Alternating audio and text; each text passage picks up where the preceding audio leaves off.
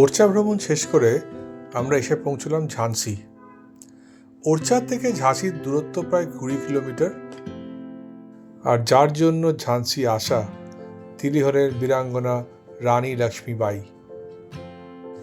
রানী লক্ষ্মীবাঈয়ের ব্যাপারে বিশেষ কিছু বলার আমার মনে হয় না খুব প্রয়োজন আছে। তার সম্বন্ধে আমরা প্রত্যেকেই বিশদভাবে জানি। তাই আমরা ঝাঁসিতে রানী লক্ষ্মীবাঈয়ের স্মৃতি বিজড়িত দুটো সাইট দেখব। প্রথমটি হলো রানী মহল। এখন আপনারা দেখছেন রানী মহলের অন্দরমহল। কিছুক্ষণ আগে আপনাদের বাইরেটা আমরা ঘুরে দেখাচ্ছিলাম।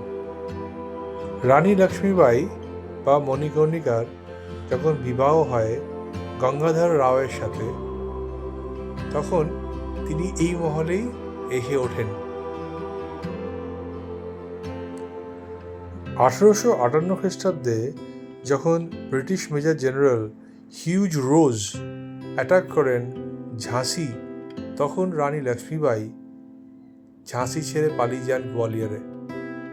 আর তখনই ইংরেজরা এই মহলকে ভেঙে চুরে তছনছ করে দেয়। পরবর্তীকালে state archaeological society of India এর রক্ষণাবেক্ষণের দায়িত্ব নেন এবং সেই কাজ এখনো চলছে। কিছুটা মিউজিয়াম করে দিয়েছে, আর উপরে আমরা দেখলাম এখানে কিছু একটা ক্লাস চলে। যাই হোক, কিন্তু এইসব এই মহলের দেওয়ালে এখনো পর্যন্ত প্রচুর পেন্টিং দেখা যাচ্ছে, যেগুলো খুবই সুদৃশ্য। সেগুলো ইংরেজরা এত ভাঙচুর করার পরেও এখনো পর্যন্ত অবশিষ্ট আছে।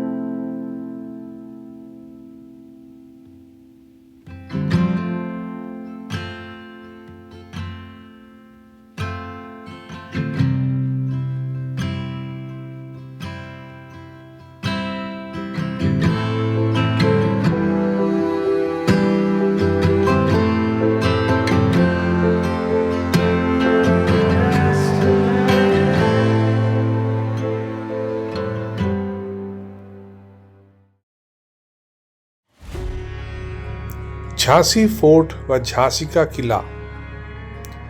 এই কিলা একটি পাহাড় চূড়ার ওপর অবস্থিত, যার নাম বানজিরা বা বানগিরা। ঝাঁসি কিন্তু উত্তরপ্রদেশ স্টেটের অন্তর্গত, একদম মধ্যপ্রদেশ লাগোয়া এই ঝাঁসি। এই ফোর্টটি বলা হয় তৈরি হয়েছিল 1100 শতকে। কিন্তু এই ফোর্টটি বিখ্যাত যার জন্য, তিনি হচ্ছেন বীরাঙ্গনা লক্ষ্মীবাঈ।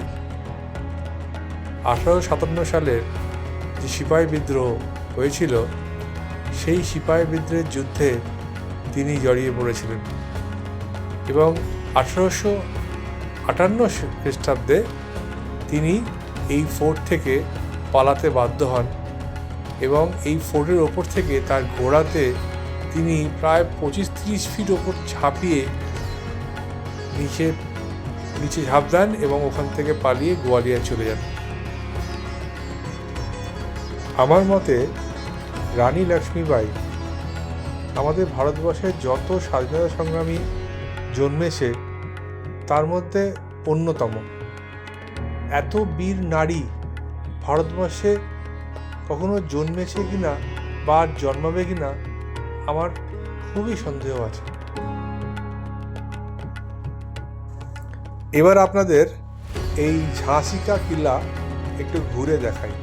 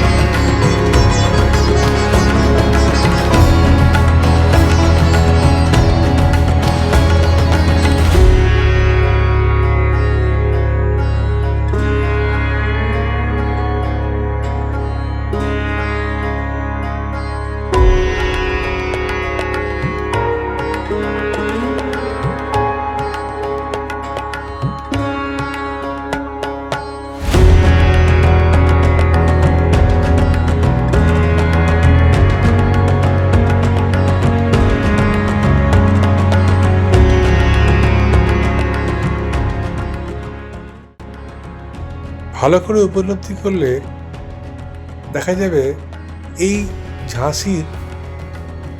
ঝাঁসি কিলার প্রত্যেকটি দেওয়ালে ইতিহাস এখনো জীবিত আছে এবং সেই বিদ্রোহের আগুন যা রানী লক্ষ্মীবাঈ জ্বালিয়েছিলেন তা যেন অনুভব করা যায় এই ফোর্টের ভেতর।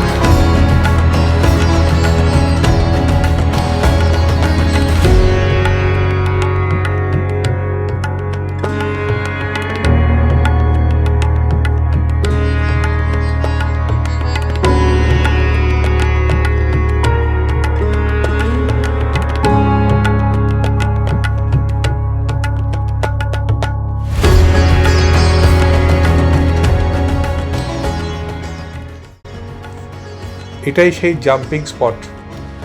এখান থেকেই রানী লক্ষ্মীবাঈ 1858 খ্রিস্টাব্দে তার ঘোড়ায় চেপে এবং পেছনে তার ছেলে দামোদর রাওকে পিঠে বেঁধে এখান থেকে ঘোড়া নিয়ে লাফ দিয়ে তিনি পালিয়ে গেছিলেন গোয়ালিয়রে। ব্যাপারটা অবিশ্বাস্য লাগলেও সত্য, ভাবলে এখনো গায়ে কাটা দেয়।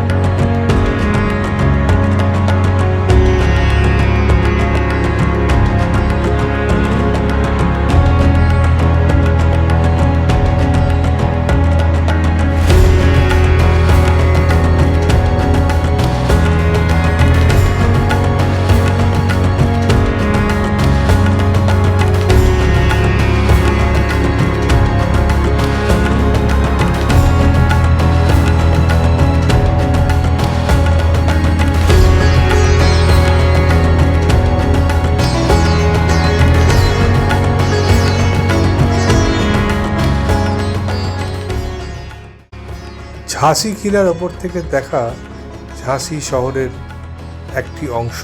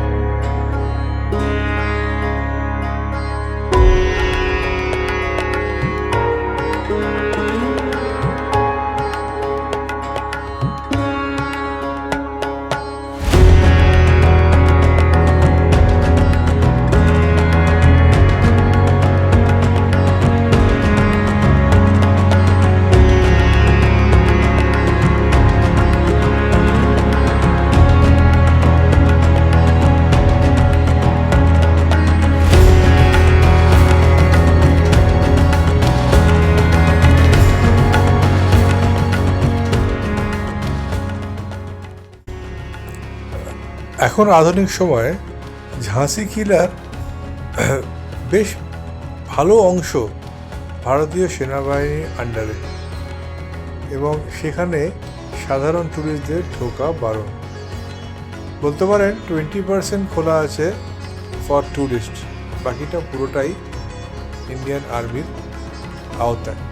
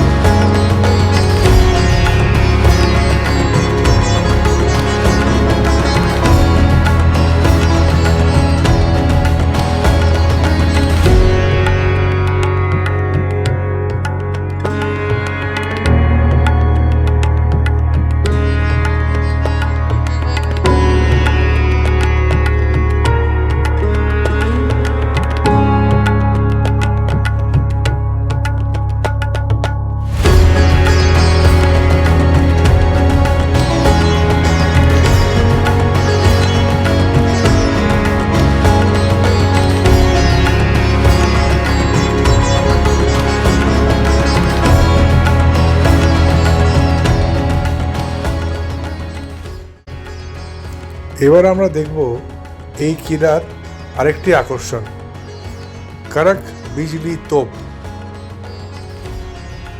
এটা এই ঝাঁসির ফোর্টেরই ভেতরে রাখা আছে এই বিশাল কামান।